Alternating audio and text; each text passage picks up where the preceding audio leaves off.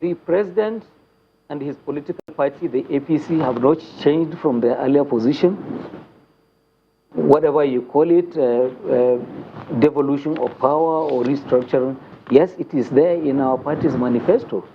I think our difference with some of those advocates, including the respected gentleman, Chief Adebanjo, that you have over with you there, is the mechanism for achieving this. I guess some of them think that this can be achieved through a process that alienates the parliament. Our sense is that a democracy, an elected government in a democracy must work with the elected parliament.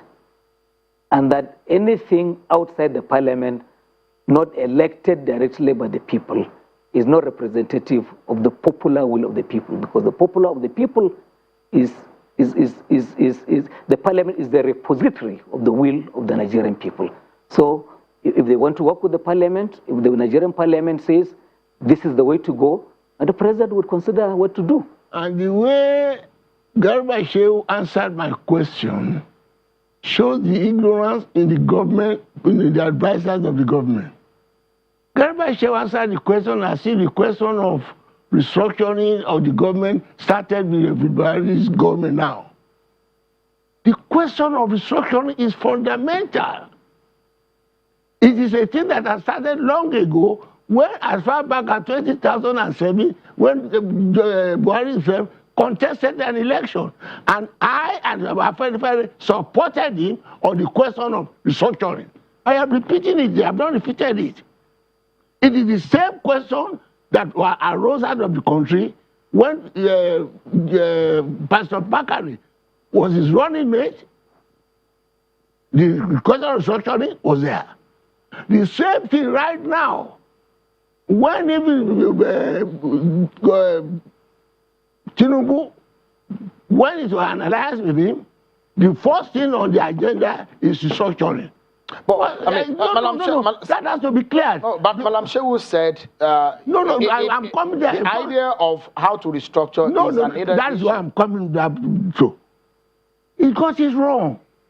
We don't believe this government or any parliament has the right to give us the constitution. Our contention is this constitution is not ours. It's military imposed. How can you ask us to restructure the country or to reform the country under a law of the constitution that we are opposed to? It is wrong. As my professor said, what he did is a surgical operation, like having a constitutional conference. And to answer my friend who said I regard restructuring as sine qua non, no. When we refer to the federalism of the pre-independence, is the basic thing. After constitution and politics is dynamic. I'm not saying we should go back to 3 regions. I'm not saying we go back, but the context of that constitution in 1954 that created premiership in the region as against leader of government business under the unity form of government, those are the bases I'm talking about.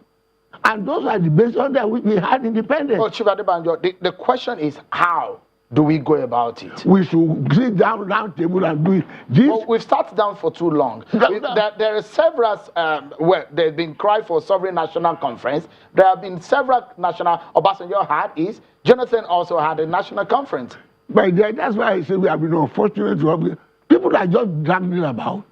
The professor referred to it. Why sovereign national conference?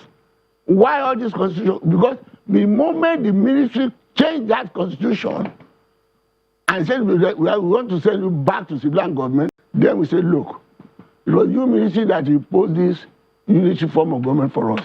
The constitution the ministry changed was federal, with all the imperfection which the professor referred to, which is subject to change. But if that constitution has not been changed, and then you say, well, we should amend under that system, yes. What's the way out? This is important. This is important because people often say, yes, you can't do this unless you are the majority, and that is what we say, because you have come to the government by any means, fear or foul, and you want to rule this country under that system. We will not accept. That's why we say we should come around. Now you are talking of we have come around several times. Have they implemented it? When we came around, the latest one we had is 2014. Buhari said, I'm not going to touch it. And they has not produced anyone. And people are saying that we don't want force, we don't want violence. This constitution is not ours. Let us agree on a constitution that we all agree to. Are we going to live together? Adebanjo. If we want to live together, how? We must come together around table. Okay. And if Buhari is not going to implement 2014, let them set his own.